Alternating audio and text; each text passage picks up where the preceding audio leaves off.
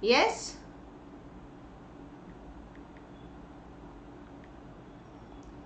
Am I audible and visible to all of you? Is everything fine?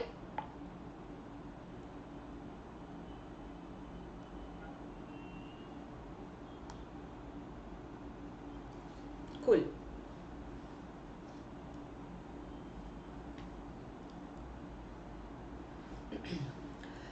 So as we all know, inflation is one of the most important hit list topic with regard to UPSC CSE. So now in today's class, we'll be quickly discussing regarding what are the most important topics related to the concept of inflation. So what is inflation in simple terms? We all know that inflation means price rise.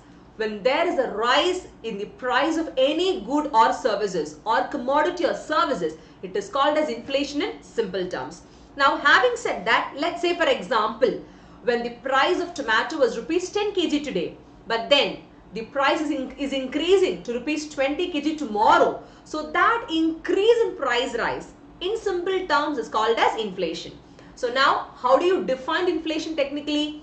Inflation in economics is defined as a continuous or a persistent rise in general price level.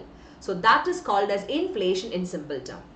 Now, you'll be thinking whether inflation is good or bad for the economy, or do you think is inflation literally important?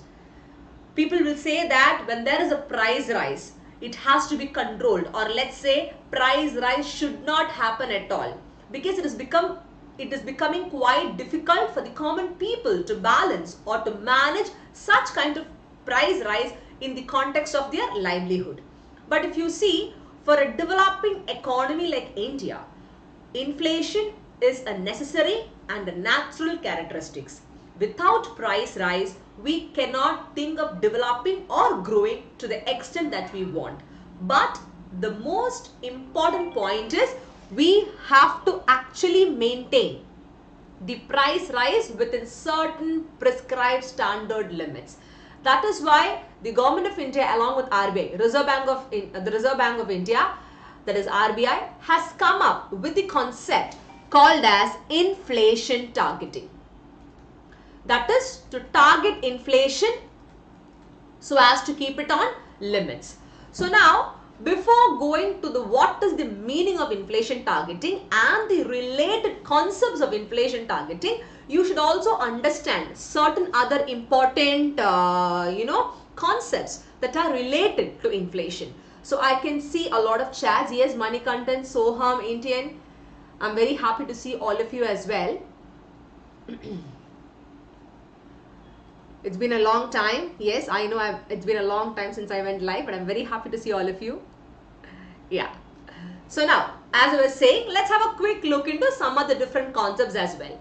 So now, the very first important concept of inflation, we'll start with the concepts based on the types of inflation. So let's quickly have a look into what are the different types of inflation. So if you see, inflation can be categorized or divided into two categories. One is based on speed, one is based on reasons or causes. The different types of inflation based on speed are creeping inflation. So now, the very first one talks about creeping inflation. What is the meaning of this concept? Creeping inflation in simple terms means when there is a gentle or a gradual rise in the price level. That is called as creeping inflation in simple terms. It is actually the mildest form of inflation, to be very precise. And now if you see, in this creeping inflation, the price rises are happening very gently, which means that, let's say for example, see, in economics, there is no quantitative perspective to differentiate inflation. But then if you see, for your easy understanding, certain economists has quantified the inflation in order to make it more simplified. So let's say for example, when there is a rise in the price between the range of 2 to 3% per annum, means every year, take care, 2 to 3% per annum, then such a kind of inflation is called as creeping inflation. You need to understand, when a baby is born, a baby cannot walk, jump or run initially. It crawls. Then slowly and gradually it will stand. then walk, then run, then jump and become so hyperactive, right? So similarly, in the context of inflation also, initially when the price rise is very gentle and when it is up to 3% or between 2 to 3% per annum, then such a kind of inflation is called as creeping inflation in simple term. Now, talking about the current affairs, or let's say the analytical part of this concept is, do you think creeping inflation is manageable? Yes, it is indeed. Creeping inflation is actually quite manageable. Why? Because here the price rise is manageable by the producers or the businessmen. So now, if price rise is happening at a rate of, let's say, 2 to 3% per annum, then it is considered good for the producers and for the traders because they will be able to make a reasonable profit. You understand? So that is why it is encouraging them to invest more and more, because the producers and traders are not ending up in loss because of price rise. It is manageable. They are getting customers to buy the product and the price rise is okay and is encouraging them to what? Invest more. So it is a kind of manageable inflation. So this is the kind of inflation that our economy is actually put up at. I would tell you that. And now this creeping inflation is also called as what? Low inflation or mild inflation in simple terms. So these are the different terminologies that is used to describe the concept of creeping inflation. Yes, somebody has asked me that is it less than 3% always? See, it is not less than 3%. It is when the price rises up to 3%. Let's say for example, you can say less than, up between 2 to 3%, not more than 3%. It can be 2.99%, it can be 3% also, but not 3.1%. You understand? Then such a kind of inflation can be categorized as creeping inflation. Is it very clear? Sometimes, inflation of 1.9% per annum or 2.5% per annum, that is also called as creeping inflation. You got the point? That is why I gave you that, categorization of 2 to 3% per annum. Up to 3%, not more than that. If it is more than 3 means 3.1, 3.2 means it goes to some other kind of inflation. I hope it is very clear. Yes? Now, having said that, the next important type of inflation or a concept of inflation that you should know is chronic inflation. So now, if this creeping inflation is continuing, let's say it is going continuously increasing more than 3%, it is becoming 4, 5, 6, 7, oh my God, for a very long period of time. It is continuing for a long period of time, then this price rise is called as chronic inflation. If the creeping inflation is actually increasing for a very long period of time, then such creeping inflation automatically leads to a new concept called as chronic inflation in simple term. Chronic meaning is long term. You understand? Yes, what is the next doubt you have? Ma'am, why creeping inflation is beneficial for a robust economy? Of course, it is required. That is why I told you. Inflation is a compulsory characteristics for any economy to develop. If you don't have a price rise, how can growth happen? And more or less, when somebody is making a profit, and now that is motivating them to invest. Anyways, which that is not harming the economy, rather it is growing to some extent, right? So that in that case, creeping inflation is actually advisable, because see, unless and until you are able to control or manage the price rise, it is good for the economy, no doubt about it. Especially in the context of a developing economy like India. In that context, it is pretty much okay to go with it. Is it clear? Your doubt? Yeah. So now, having said that, I hope it is clear. So now after creeping, we saw what is chronic inflation, right? Now, there is something more important to be understood in this particular context. From creeping inflation or mild inflation, when the rate of price rise continues to increase for a long time, it becomes chronic inflation or long-term inflation. And again, the price rise is uncontrollable. It is not stopping. It is unmanageable. From this chronic inflation, when no proper measures are taken to control inflation, automatically it leads to something called as hyperinflation. If chronic inflation is uncontrollable, then that leads to something called as hyperinflation in simple term. And we will be discussing about this concept also, no doubt about it, because hyperinflation is the most uncontrollable inflation that an economy can ever see. And it is indeed one of the hit list topic as well, as far as your UPSC examination is concerned, for the prelims perspective. So we'll be discussing about it in the chronological way after finishing few other concepts. Okay. So now, having said that, the next type of inflation is walking inflation. The next concept is walking inflation. So what is walking inflation? Now, when the price rise is more than 3% and it is up to, let's say, 10%. So when the price rise or inflation is more than 3% but less than 10% per annum, then such a kind of price rise is called as walking inflation in simple term. Now, it is important to understand that this walking inflation, if it is not controlled, if proper measures are not taken by the concerned country's government, then it is very, very dangerous. Walking inflation is considered to be a serious warning signal for the economy. Why? Because if walking inflation is not controlled, it will lead to double-digit inflation, because up to 10%, if the price rise is coming, that is 9.99%, till there it is walking. If it becomes 10, then it becomes double-digit inflation, two-digit inflation, which becomes even more dangerous. So when there is walking inflation, precautionary steps must be taken at the earliest. So this is called as walking inflation in simple term. And if precautionary steps are not taken from walking inflation, you will have something called as running inflation. Is it clear? So now the next type of inflation is called as running inflation in simple term. So from walking, we went to running inflation now. So running inflation is what? In simple term, running inflation is a concept in which it tells that when there is a rise in the price or when there is inflation in the economy and the range is between 10 to 20% per annum.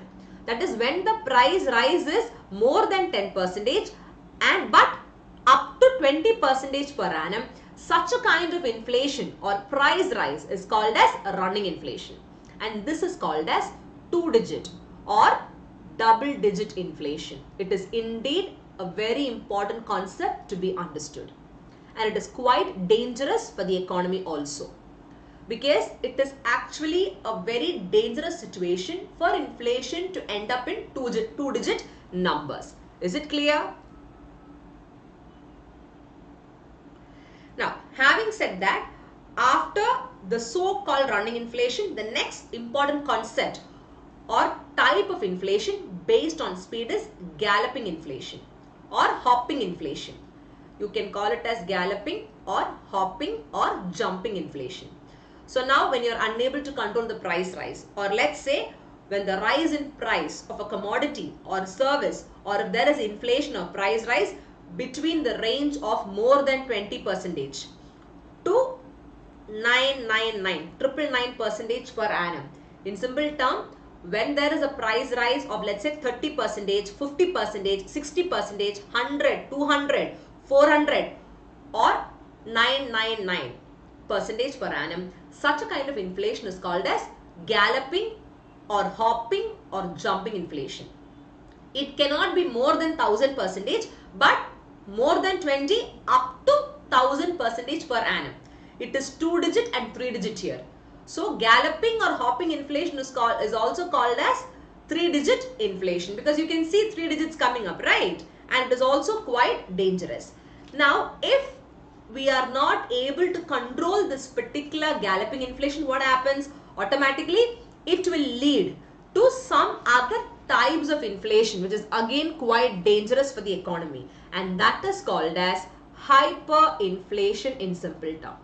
If galloping inflation is not controlled, automatically an economy will reach to a situation called as hyperinflation.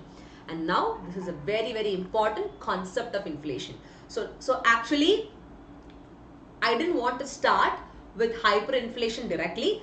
to give you a background of what is the meaning of hyperinflation, how does this chronological order happens only, I started with creeping, chronic, walking, running and galloping inflation. So now as per the session today, the economy talks. The very first concept related to inflation for the day is hyperinflation. So now this hyperinflation is an extreme form of inflation. That is when there is a rise in the price, not rapidly. Price rise is not happening rapidly, but price rise is happening at an uncontrollable rate, or let's say at an alarmingly high rate. Such a kind of inflation is called as hyperinflation. To make it more simplified for you, in quantitative terms, I can tell you that hyperinflation refers to such a situation when the price rise is uncontrollable and they rise at an alarmingly high rate. Here, the price rise or inflation is so fast that it becomes very, very difficult to control its magnitude or the direction. You never know how to control in what direction or in which direction the price rise is happening. And let's say, for example, in quantitative terms, if the price rise is above or more than 1000% per annum, then such a kind of inflation is called as hyperinflation in simple terms. Now, to make it more simplified, on a month basis, I will tell you. So, per year of inflation or price rise is 1000% per annum, it is hyperinflation. Now, in month wise, if you see, for example, every month, if price rise or inflation is more than 50% per annum, sorry, 50% per month. When the price rise is, let's say, more than 50% every month, such a kind of inflation is also called as what? Hyperinflation in simple term. Now, let's have a quick look into the analytical perspective of it or the applications of hyperinflation.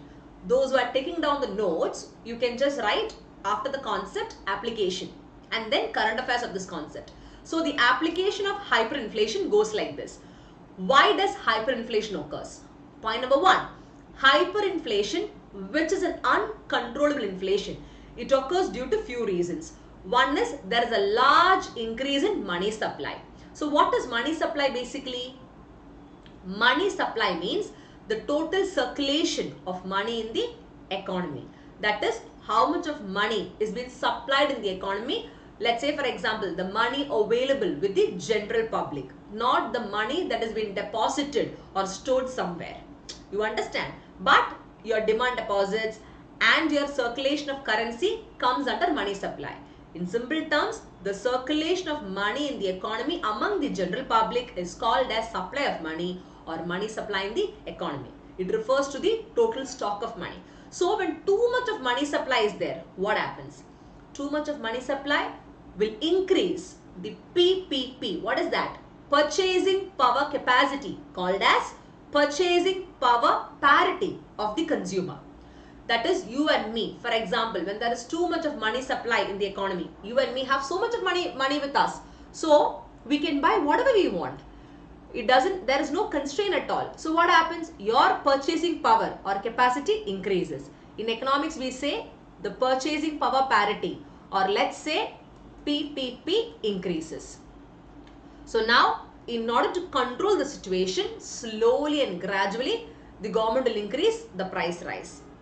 So what happens? That is to suck out the excess money, called as liquidity. In economics, excess money is also called as liquidity. Okay. So to suck out the excess money or liquidity from the economy to make it controllable levels. So the reason why hyperinflation happens is only because of this large increase in money supply. Now, you won't believe, the next application of this concept is in extreme situations, okay, of hyperinflation, the value of national currency that reduces to almost zero. I repeat, the value of national currency reduces to zero, and paper money that you use as a fiat currency or legal tender status, it becomes worthless. That is the huge impact, the negative impact of hyperinflation. For example, what happens when the paper money becomes worthless, or when the national currency or money becomes, the value becomes zero? What happens? In such a case, even to buy a loaf of bread or some vegetables, one have to carry money in big gunny bags. Oh my God, what a situation is that, right? So this is actually the meaning of hyperinflation. Now let's have a look into the current affairs of it. Do you really think hyperinflation has occurred in any economy? Of course it has. It has occurred, no doubt about it. But luckily our country India has not been affected with such a kind of situation called as hyperinflation. But then there are economies who have had the taste of such kind of uncontrollable or hyperinflation. So you can tell me any examples that you know. Yes, quickly, the viewers in the class. Yes, students, give me an example of a country that has faced hyperinflation. Quick. Yes, Lokeshwar, Soham, Harikant, Manikant, I can see a lot of names. Yeah.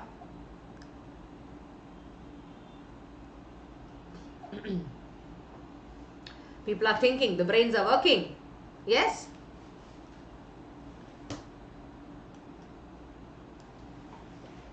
I can't see your answers. So somebody is saying Zimbabwe, Sam is saying Sri Lanka. Really? Wow, Sri Lanka? Not exactly, but Zimbabwe to correct hai.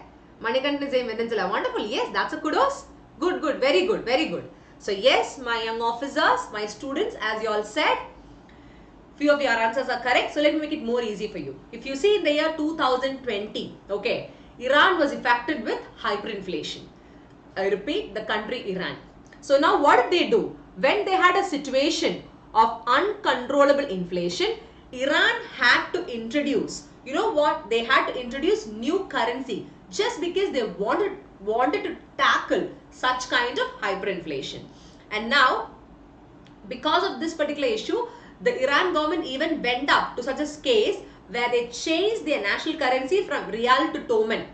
To that level, the impact of hyperinflation has affected them. The next example of hyperinflation was, as you people told me, I think as aspirant told me, Zimbabwe. Yes, Zimbabwe is one another country that was affected with hyperinflation. That was during 2004-9. ठीक है, 2004-9 तो they were affected. If you see, even Hungary was also affected.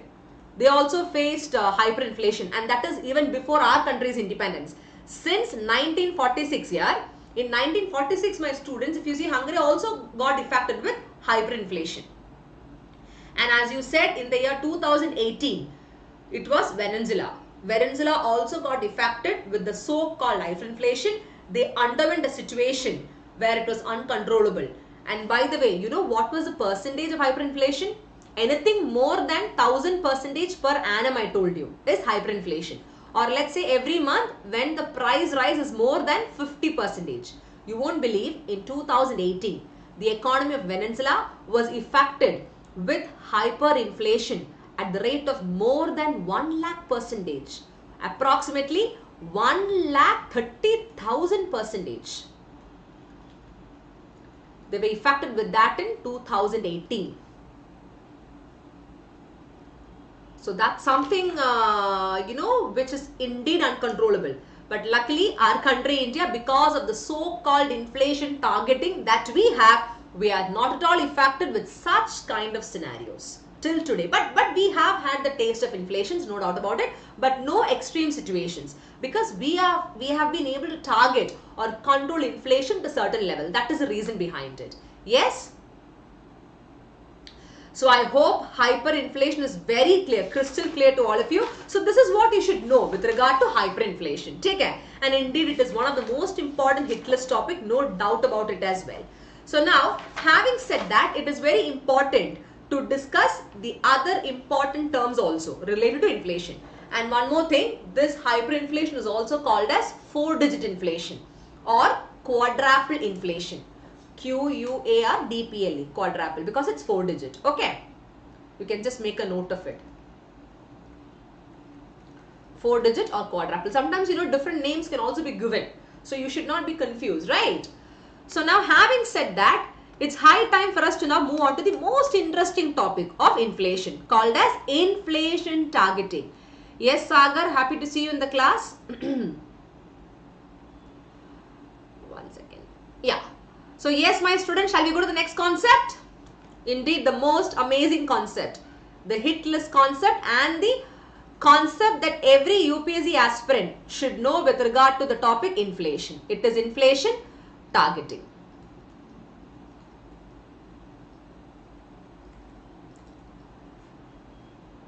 Okay. So now, having said that, there is another important concept called as inflation targeting. As I was telling you, this hyperinflation has not affected our country India due to the policies and effective strategies we take on time. So now inflation targeting is one such concept that has helped us not to go to an alarmingly high rate of inflation called as hyperinflation. So in simple terms, inflation targeting means to limit or target the price rise at certain prescribed levels or standards.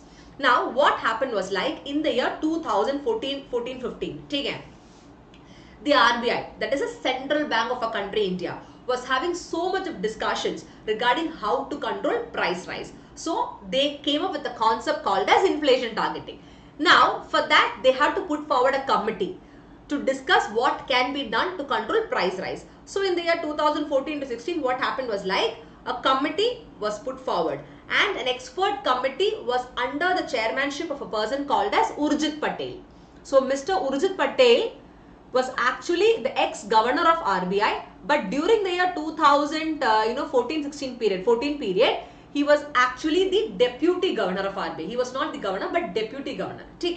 So now what happened was, like an expert committee was put forward to examine the entire monetary policy framework of the Reserve Bank of India. What is monetary policy? The policies related to interest rates, repo rate, reverse repo rate, all these are coming under monetary policies, right? And monetary policy comes under whom? Comes under the central bank of our country India, that is Reserve Bank. So now they want to examine what is a monetary policy framework, what can be done to control price rise or inflation.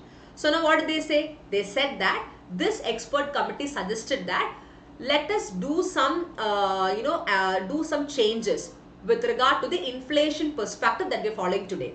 So now to do that, the expert committee decided to introduce a concept called as inflation targeting, or let's say to target inflation in such a way that this is the limit in which inflation can increase or decrease. So thus this particular expert committee, which was headed by the then deputy governor Mr. Urjit Patel, came up with the concept of inflation targeting. They said that inflation must be targeted or limited at a percentage of 4% with plus or minus tolerance band. It is called as tolerance band of 2%. I repeat, inflation must be targeted at the rate of 4% with plus or minus tolerance band of 2%. To make it more simplified for you, 2, 4, 6, even numbers. Look at this. Now what is 4? 4 means this is called as the ideal rate of inflation, which means inflation of 4%, 4 to 6% is considered to be ideal. It is not that dangerous, it is manageable. Okay. Whereas 6 means maximum limit. That is up to 6% inflation can happen. More than 6% there should not be a price rise. The limit of increasing inflation for the entire country should only be up to 6%. And what is 2%? 2% means minimum level, which means up to 2% you can decrease inflation. But inflation cannot be below 2%. It cannot be 1.9 or 1.8%. You understand? So 2 is the minimum level beyond which inflation cannot decrease for the country. 4 is considered to be the ideal percentage of inflation, and 6 is considered to be the maximum level, which means more than 6% inflation should not increase. Yes, Sagar, what is it? 4 ideal, 2 is minimum. Yes, 2 is minimum. That's what I'm telling you. 2 is minimum. You understood? So, but do you really think our country India has been able to control the price rise within this prescribed 2, 4, 6 limits? Definitely no. What happened in COVID-19 pandemic? In 2019, we could see in the month of September, November, oh my goodness, inflation was 7%. It was 8% also, right? So that was quite dangerous as well.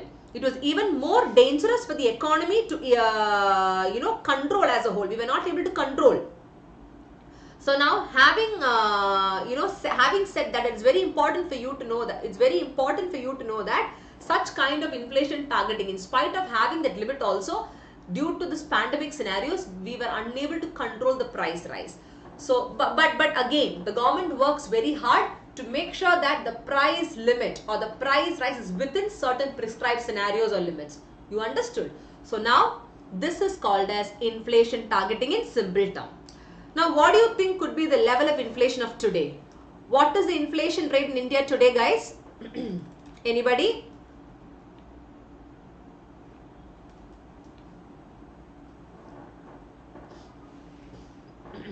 Six days before, it was released by the Ministry of Statistics and Program Implementation. So now, yes, Soham? Yeah, I do remember. So now if you see, according to MOSPI Ministry, the current affairs is that Ministry of Statistics and Program Implementation, 6 days before there was a press release. In that press release, they said that the year-on-year inflation rate for the CPI, that is Consumer Price Index, it is 3.65. It was basically for the month of August, okay? And that was the second lowest in the last 5 years. And if you see, there is something called as inflation for rural areas and urban areas as a whole. So rural it was 4.16%, urban it was 3.14%. This is just for you to know. Okay. So if you see, the current rate of inflation is actually 3.65, the CPI. Just for you to know. So it has been on the much manageable levels. You understand? Yes, Giridhar, it is not 4.5, it is 3.65 approximately now. That is, we are talking about the CPI, Consumer Price Index. I will tell you more about it. Yeah, it is under, yes, Soham, it is under control. It is not too high and too low. It is basically in the kind of control levels only. That is the retail inflation, the inflation of price rise which affects we the general consumers. You understand? That is controllable. It is not that bad. Yeah. So now, having said that, this is what is called as inflation targeting in simple term. Now, in this inflation targeting, another decision also took place. That is, till from 2016, April 2016 to March 30th, 2023, inflation targeting was decided by the RBI, that is Reserve Bank of India's Monetary Policy Committee, MPC, Monetary Policy Committee, to be at the rate of 4% with plus or minus band of 2%. On April 1st, 2023, what happened? They said that we have to revise the inflation targeting levels. But taking into consideration the price rise, and also if you see so many other parameters, it is important to understand that we couldn't revise the inflation rates. So what did the RBI do? The RBI continued with the same level of inflation, which means as per the recent current affairs data, RBI decided to continue the inflation targeting levels at the rate of 4% with plus or minus tolerance band of 2% from April 1, 2023 to 2026. For another 5 years, they decided to continue with the same thing. Because even though they kept 6% as the maximum level of price rise of inflation, due to uncontrollable situations affecting not only India but the entire globe as a whole, we had to revise it. We have to see that 7%, 8% as a whole, due to which we had to go with the similar levels of inflation. So currently also inflation targeting is the same level or same rate. Is it clear? Perfect. Now, having said that, we are done with the inflation targeting. The next important concepts of inflation is inflationary gap. So you must know what is an inflationary gap in simple terms, right? So there is something called as inflationary gap and deflationary gap. So let's have a quick look into what are they. So the next concept for the day is inflationary gap. So now, what is inflationary gap? In simple terms, when the expenditure of the government is exceeding the receipts or the revenue they receive, then what will the government do? They have to do something. So now what happens is that, let's say for example, in simple terms I'll tell you, inflationary gap refers to a situation, okay, when the government spending or the government expenditure, that is public expenditure, is too much compared to the revenue or receipts. We call revenue as receipts in economics, okay? Because these are UPSC keywords to be remembered, so please note it. So when the expenditure of the government exceeds the revenue or the receipts they receive via tax and non-tax sources, automatically what the government will do? They have to do the expenditure. The money they receive via taxation is very less. So automatically what will they do? They have to carry forward the expenditure. They will resort to borrowing, either from within the country or outside the country. If you borrow within the country, it is called as internal borrowing. If you borrow outside the country, it is called as external borrowing. So now, having said that, a situation of fiscal deficit occurs. The next related concept is fiscal deficit. So fiscal deficit is nothing but PR minus PE.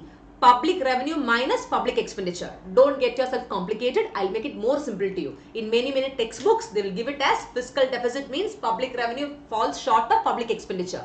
PR minus PE is the formula. In simple terms, when the public revenue of the government, the income or the revenue the government receives via taxation, direct tax, indirect tax and non-tax sources, fees, fines, penalties, etc. is less compared to the public expenditure. In simple term, the government spending they have to do for health, education, infrastructure, energy, that, this, etc. automatically a shortage or a gap is happening. That shortage or gap is called as deficit. What deficit? Fiscal deficit. So now to overcome that shortage or gap, the government needs money to carry forward the expenditure activity, right? They will start borrowing. They will finance that particular situation via borrowing. That is called as fiscal deficit in simple term. Now, inflationary gap is a situation where a situation of fiscal deficit or borrowing happens. Now, there is a limit to borrow. If you keep on borrowing, you are unable to pay it back also. So now, when there is a limit to borrowing by the government, either within the country or outside the country, what they will do? Now, the government along with RBI, Reserve Bank of India, they will decide to start printing currencies. That is called as deficit financing in simple terms. The next concept is deficit financing. Printing of new currencies. They have to print new currencies. No other option they have. They understood. So thus, this situation leads to the creation of extra money.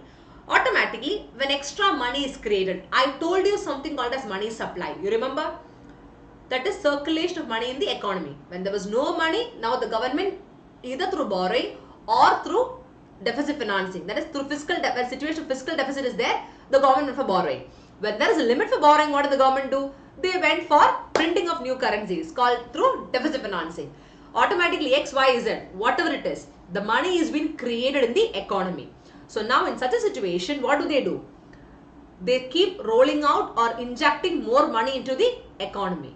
So now you and me as a normal consumer, we start having more money in our hands. Our PPP, what is that? Purchasing power parity increases, which means the capacity of a person to purchase whatever he or she wants, it increases. Automatically, slowly and gradually, price rise. So now, no matter you have more money also, in a situation of inflationary gap, more money, too much of money will start chasing too few goods. I repeat, too much of money will start chasing too few goods. This is called as inflationary gap in simple terms. This situation is called as inflationary gap. Is it clear? All of you?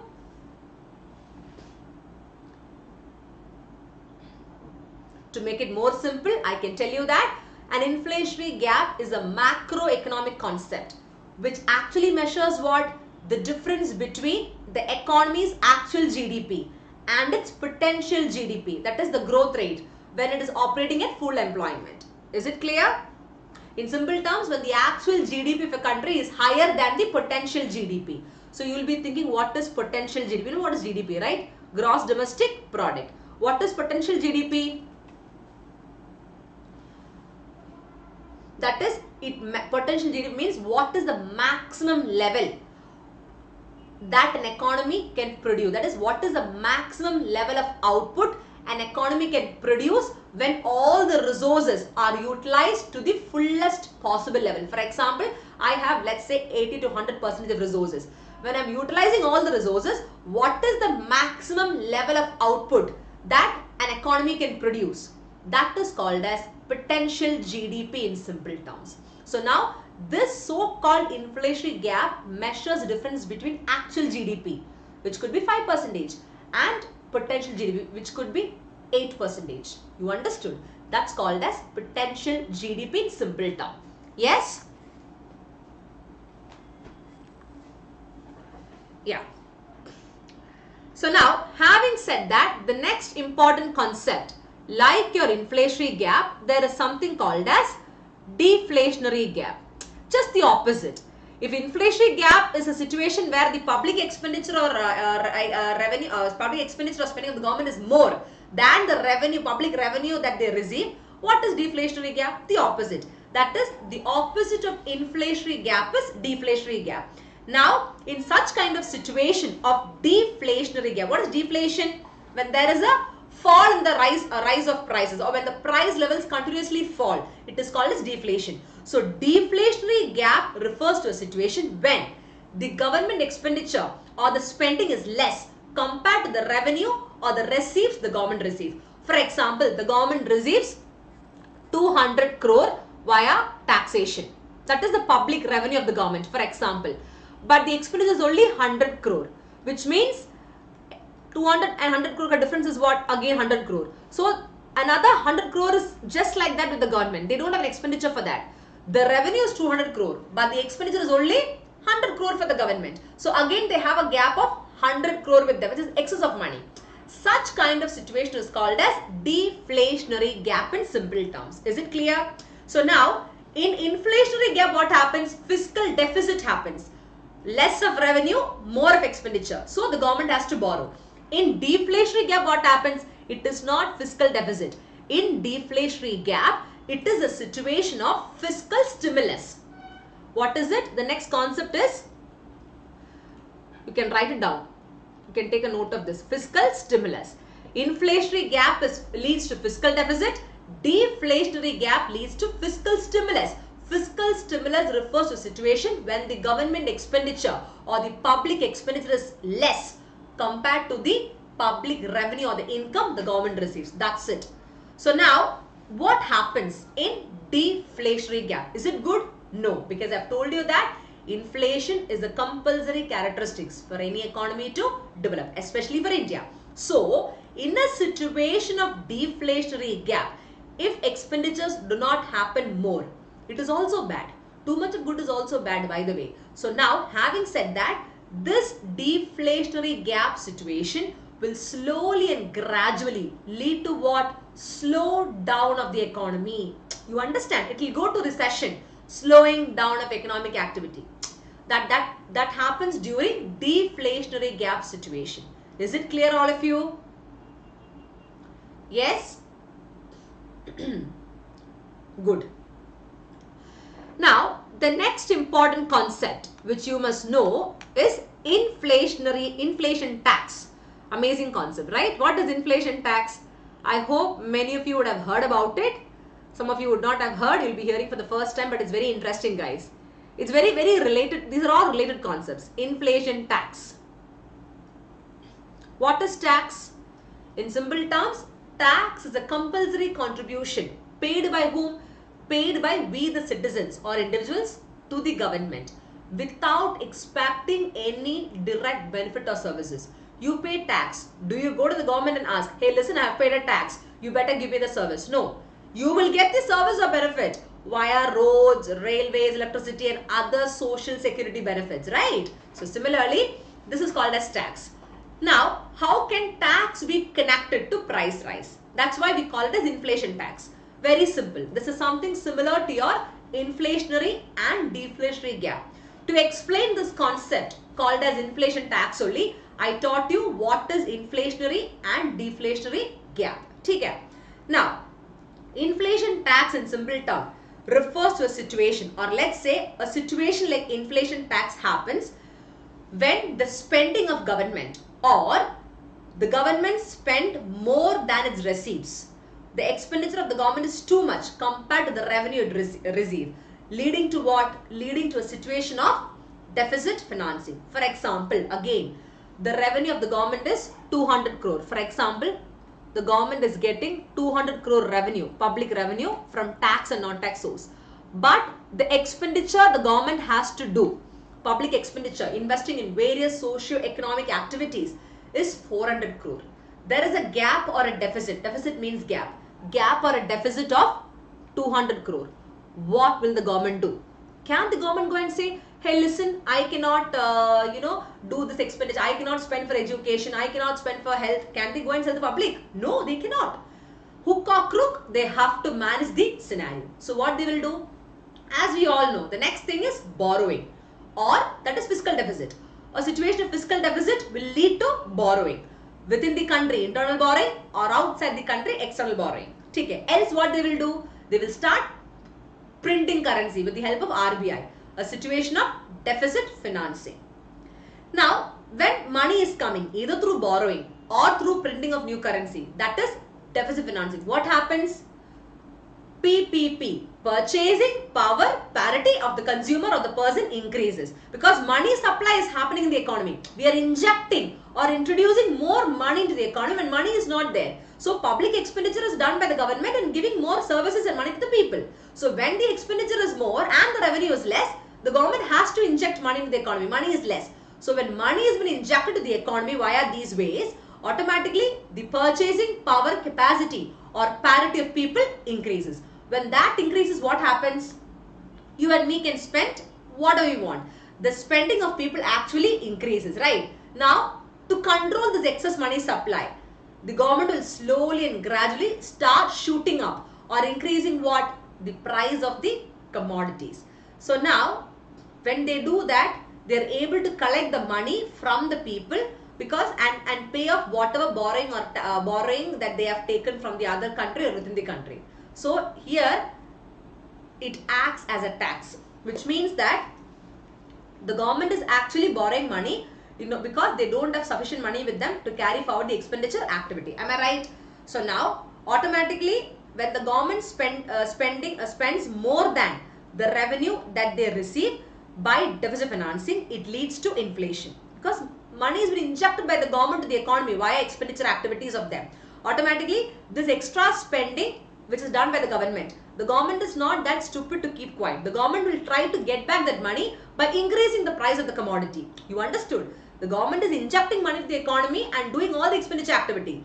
So when they don't have money, they are still injecting via borrowing or via printing of new currency.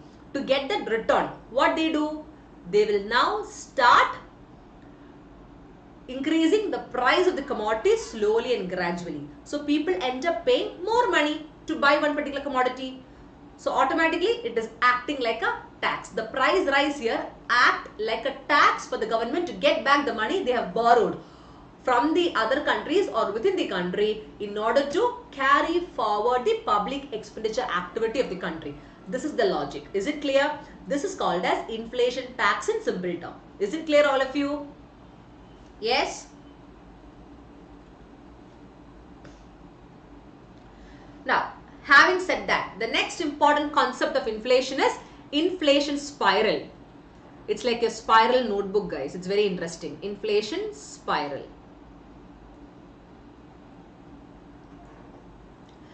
So now, let's say for example, in simple terms, okay, what are the 4 important factors of production? Land, labor, capital, entrepreneur. Now, these factors of production are basically what? The inputs or the resource that is used to produce any commodity or service. So, land as a factor of production, when you utilize a land, you get some revenue or income called as factor income. So, land as a factor of production receives revenue or factor income called as rent. Now, let's say for example, I'm a farmer, I'm having a land. So now, if I don't have a land, what I will do? I have to take it for rent. So now, if somebody is giving me a land, I'm paying them rent. So land is getting a revenue in the form of rent. Now in this land, I want people to work, who are called laborers. Nobody is going to work free for me. So now, laborers will be paid income called as factor income in the form of wages or salary. To do the agriculture, to buy seeds, fertilizers, that, this, etc. I need money. So if I go to a bank or if I go to my friend, nobody is going to give me money free of cost. We end up paying interest. So now money in economics is called as capital. Okay. So now capital gets revenue or factor income in the form of interest. With this land, labor, capital, when I do the agriculture activity or any other business, I am called as an entrepreneur. So, and the revenue an entrepreneur gets is either profit or loss. Let's keep it as profit only. Is it clear? So now, having said that, let's take the second factor of production, that is labors. Laborers normally get what? They get wages or salaries for the work that they do. Now, because of inflation or price rise, a labor is unable to bear the living standard. The cost of living is too high for them, because no matter they are working also, the price rise of commodity is too high in the market. So whatever money they are getting is insufficient for them to carry forward. So what they'll do, they'll go for strike or they'll start demanding more wages or hike in the salary or wages to the employers. So now, initially the employers may or may not agree, but then slowly and gradually they have to listen to the demand of the employees. So now, when there is an increase in wages, if the employers are increasing the wages of these employers are increasing the wages of the employees, you know what they'll do? It is an expense for them, right? For example, if an employer, my employer is asking me to increase wages from 350 rupees per day to 450 rupees per day. I am saying, okay, I will give you 450 rupees per day. Now, it is an extra cost for me. So what I will do? As an employer, I will slowly and gradually push this expense of me into the final price of the commodity. For example, if I was producing pens worth 10 rupees per pen, because the wages, which is a factor of production or input of production, have increased my wages from 350 to 450 rupees per day, I will increase the price of pen from 10 to 15 rupees. Or 12 rupees. You understand? So what am I doing? I am pushing that burden towards the final price of the product. So now what happens? No matter when there is an increase in wages also, when these employees go out to the market, when they buy the commodity, again the price is increasing because producers have pushed the burden to the final price of the product. So again they come back. These laborers are working or these people are working, they only go and buy the commodity in the market, right? So now no matter there is an increase in wage price also, to match the higher price, again the prices are increasing in the market by the producers.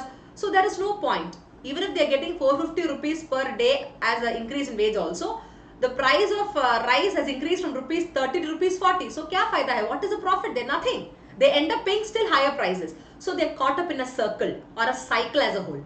Wages increase, price increase. Price increase, again wages increase. So it is continuously happening like a cycle. So it acts like a spiral also. It is continuous. So this concept is called as inflation spiral, or in simple terms, wage price spiral.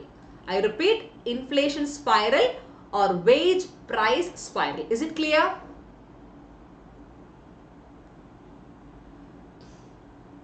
Yes, thank you Gino IS. Thank you Aditya Tiwari sir. I'm very happy to see you as well for the session. Thank you for that. Yes, Manikantan, increase in wages then leads to increase in cost. Exactly. When wages are increasing, what happens? The cost of production increases. And automatically when cost of production increases, what will the producer do? The employer, the producer will increase that burden and increase the price of the, push that burden and increase the price of what? The commodity. Automatically, the price of the commodity increases. What is the point of wage rise? Wage increase? Nothing. You understood. That's how the logic works. Yeah.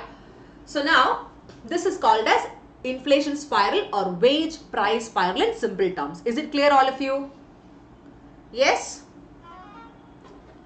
Now, do you think such a kind of situation was experienced by any economy?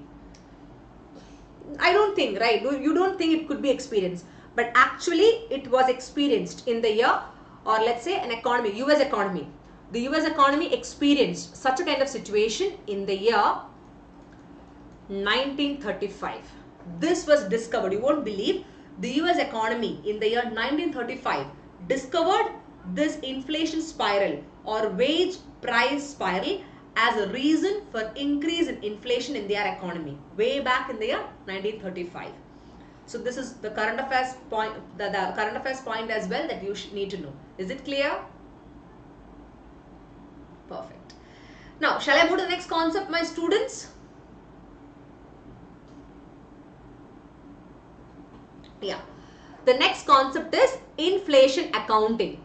So now when you talk about the word accounting, automatically the next thing that comes to our brain is corporates, accounts, accounting and corporates, right? So now this inflation accounting is also something related to corporates. Inflation accounting is yet another important concept related to price rise.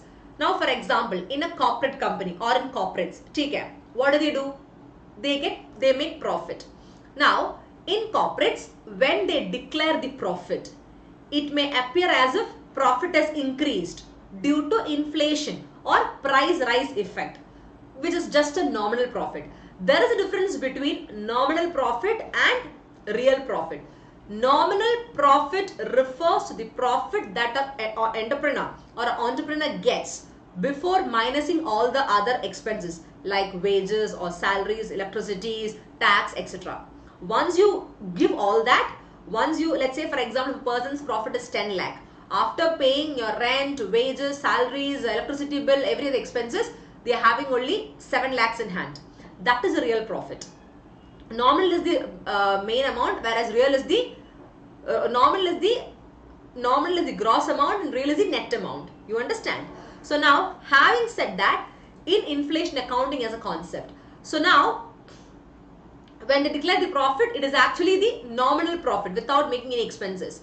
But the real profit is of a corporate is calculated after reducing the profit by taking inflation or price rise into account. So once inflation is taken into account on the profit from 10 lakhs, once inflation is added, it becomes 8 lakhs rupees. For example, I am telling you. So now from nominal or gross profit, it becomes net or real profit. So now this type of accounting is called as inflation accounting in simple term. And you won't believe this inflation account is very, very popular in corporate profit accounting. If you go to corporate companies, the financial analysts or the financial people, the CFOs and all, they'll be doing such kind of corporate profit accounting by involving or taking into consideration the price rise or inflation into their normal profit in order to get the net or the real profit of the company. Is it clear? This is called as inflation accounting in simple terms. This is yet again another important concept related to inflation. Now, the next one is inflation premium. So premium means bonus. We all know that, right? The next the next thing that comes to our brain is insurance or let's say something of such sort. So now inflation premium is another important related concept of inflation. Now in simple term, the bonus, premium means bonus, right? The bonus brought by inflation or price rise to borrowers is known as inflation premium in simple term. I repeat, the bonus brought by price rise or inflation to whom? To borrowers is known as inflation premium.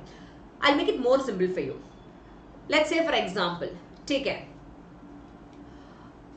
A person has borrowed 10,000 rupees. Let's say for example, let's say Manikantan or Sagar in the class. Okay, any of you. Let's say person A. Let's say person A has borrowed 10,000 rupees with 10% interest, which means the person has to pay 1,000 rupees as interest every year. For 10,000 rupees when one person has borrowed 10,000 rupees at the rate of 10% of interest rate, means every year 1,000 rupees goes as what? 1,000 rupees goes as interest only, right? Now, due to price rise or inflation, what happens? The value of 1,000 is less than what it really should be. Don't you think so? Let's say for example, today I am borrowing, let's say 10,000 rupees from you. Or let's say now I am paying you 1,000 rupees as interest. Suddenly tomorrow or day after, the inflation has increased from 3% to 4%. So now for this 10,000 rupees, the real interest rate is 2,000 rupees. But I am paying you still only 1,000 rupees. You understand? So because of price rise, the value of 1000 is actually less than what it really should be. So now the borrower will, if I am a borrower, I will be paying an interest rate which is just a nominal interest rate.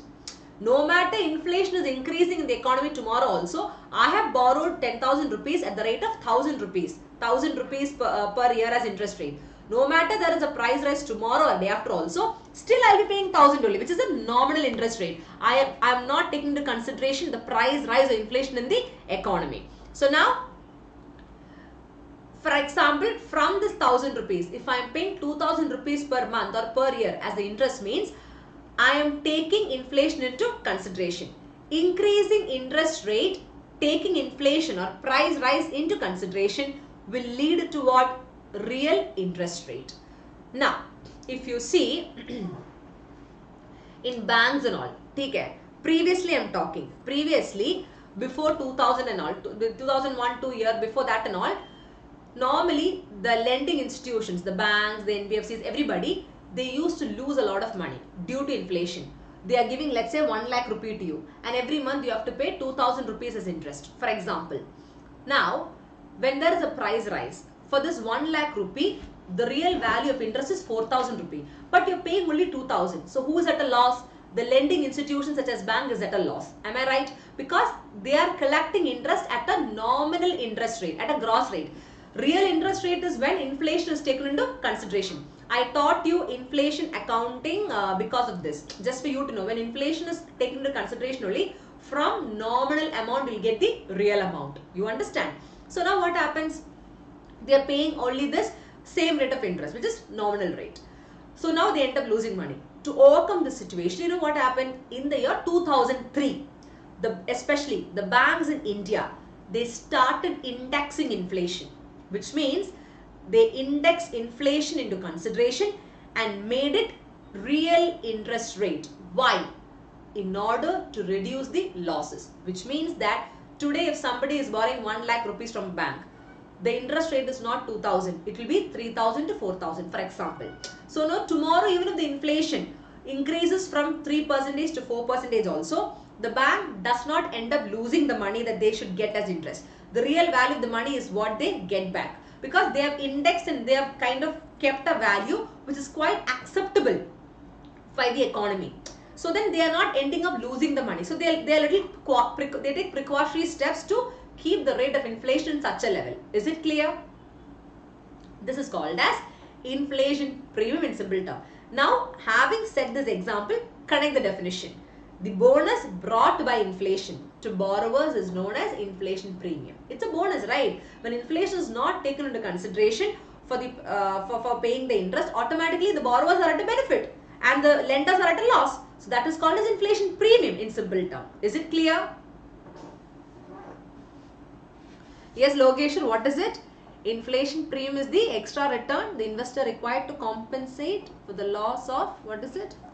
Loss of purchase power due to, yeah, exactly. But I have made it more simple to you with an example so you understand it, because these kind of terminologies or explanation, it is very correct. But then when you study in a very simplified manner, you will not forget it. You will be able to memorize the keywords in a much better way. Is it clear?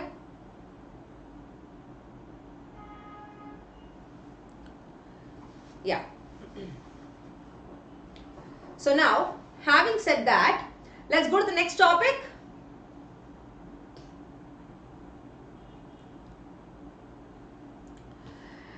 So now, the next important concept of inflation is reflation.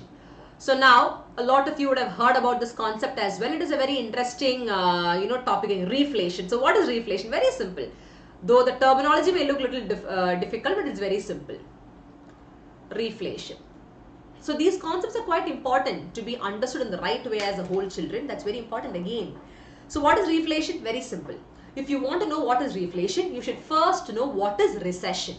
What is recession? The UPSC keyword is, in one word, is slowing down of economic activity.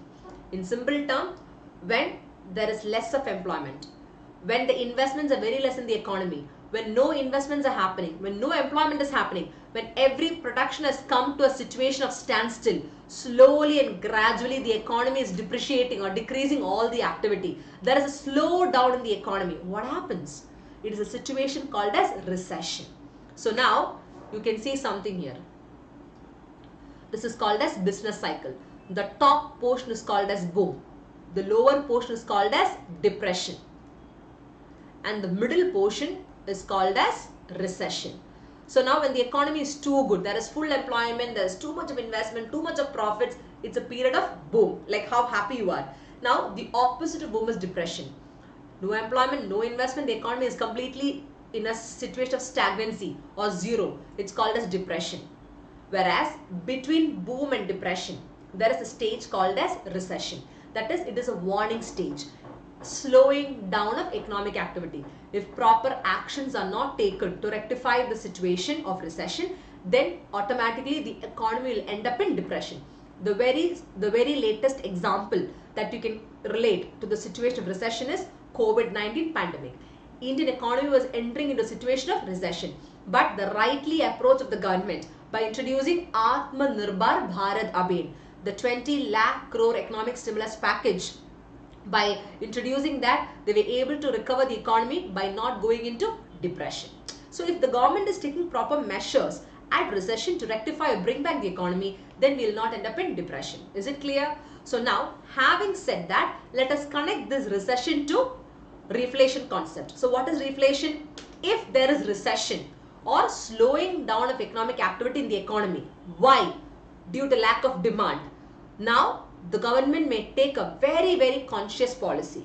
See, there is no demand, and the people are not demanding anything because the economic activities are slowing down. No employment, no money. No money, less purchasing power, capacity of power.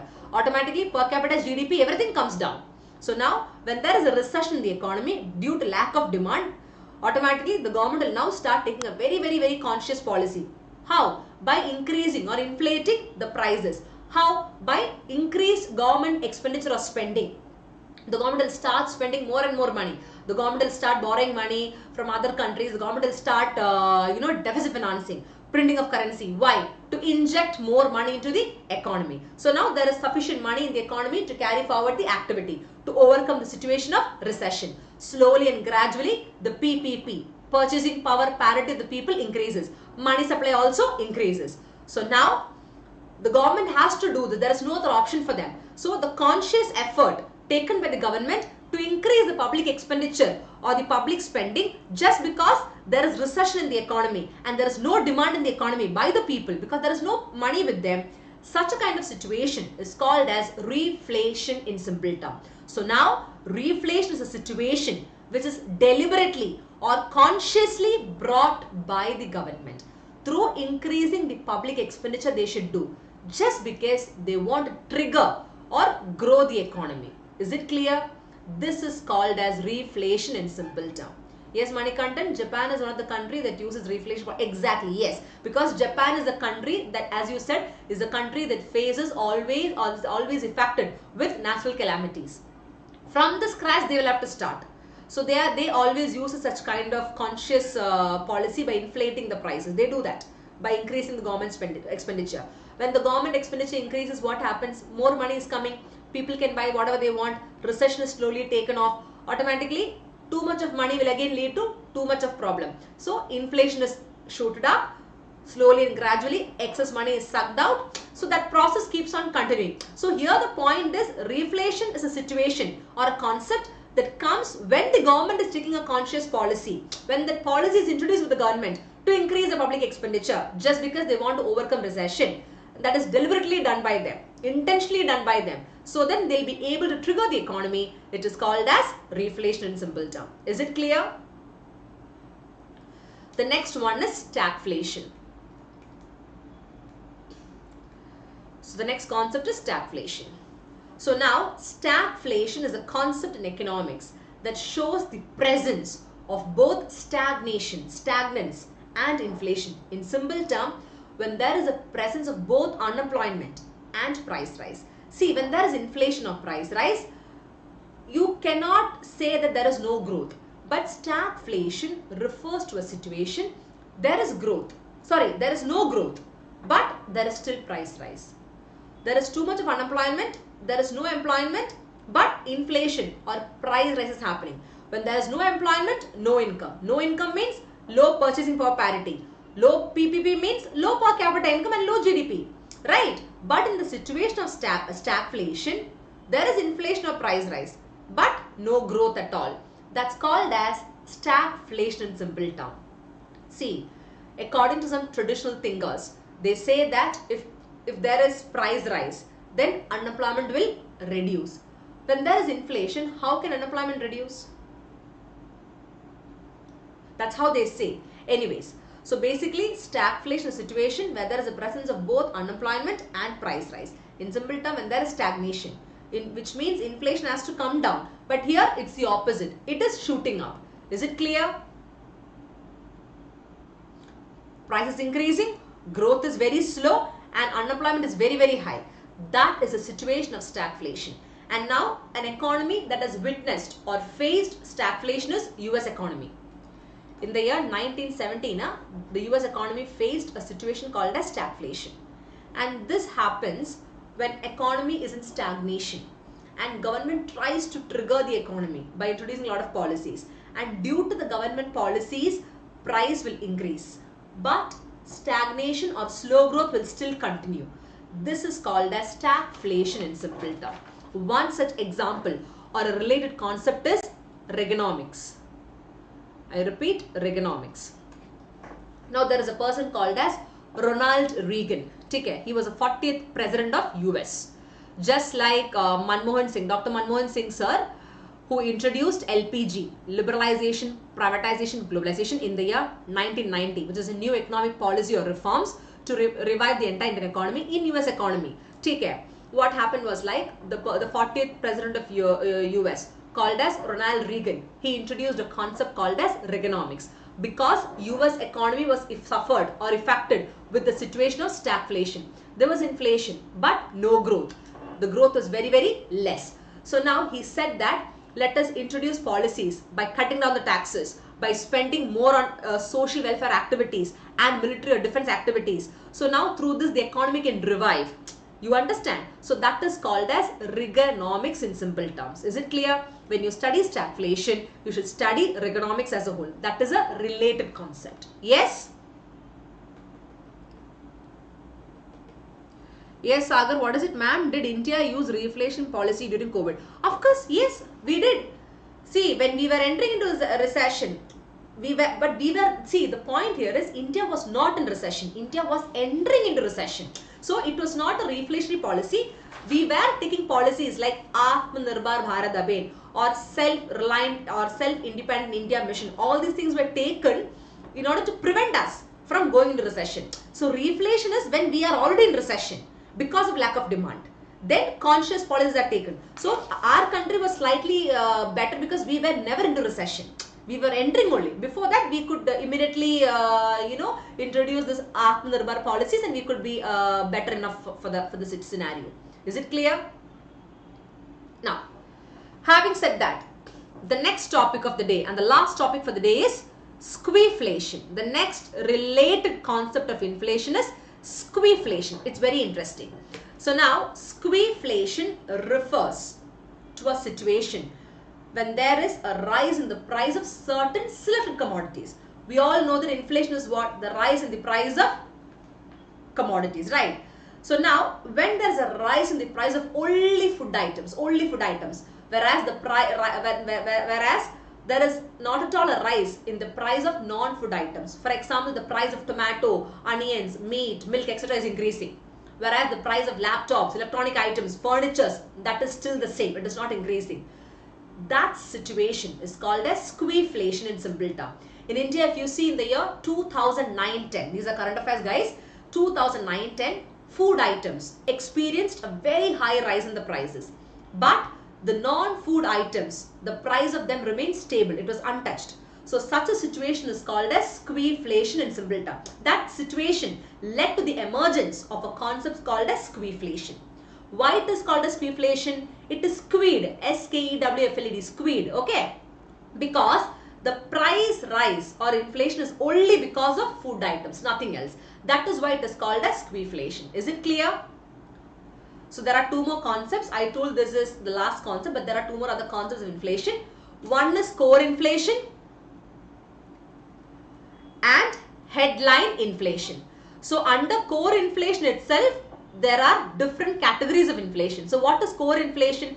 People think core means the most important, but let me tell you, core inflation in simple terms means when there is a rise in the price or inflation, but this price rise in inflation does not take into consideration the price rise of food and fuel or energy. That is, for example, when there is a rise in the price of commodities in the economy, but the rise in the price of food items like milk, fruits, vegetables, and the rise in the price of energy or fuel items like petrol, diesel, etc. is not taken into consideration. Such a kind of price rise is called as core inflation. Core inflation refers to a situation when there is a rise in the price of all goods and services except two goods. One is food, one is energy. So when you don't measure the rise in the price of food and energy as a whole, that is called as core inflation.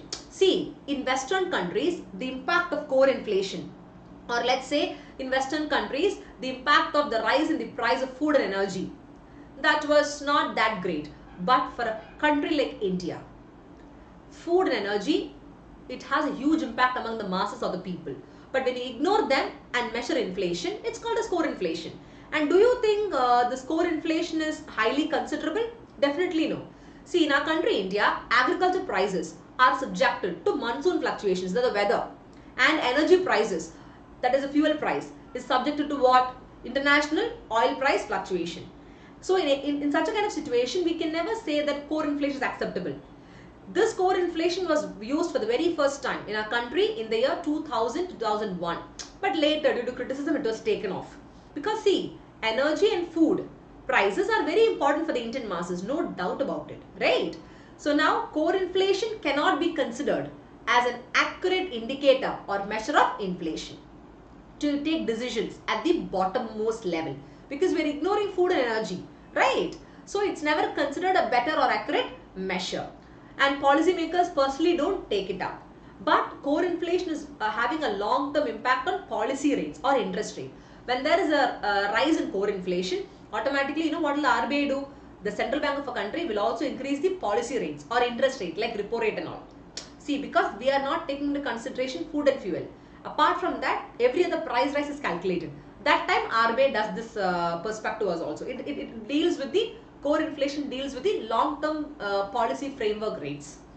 And now this core inflation, if you see as per the economic survey data, for the very first time in the last 9 years, it has decreased to 4.5%, the core service inflation.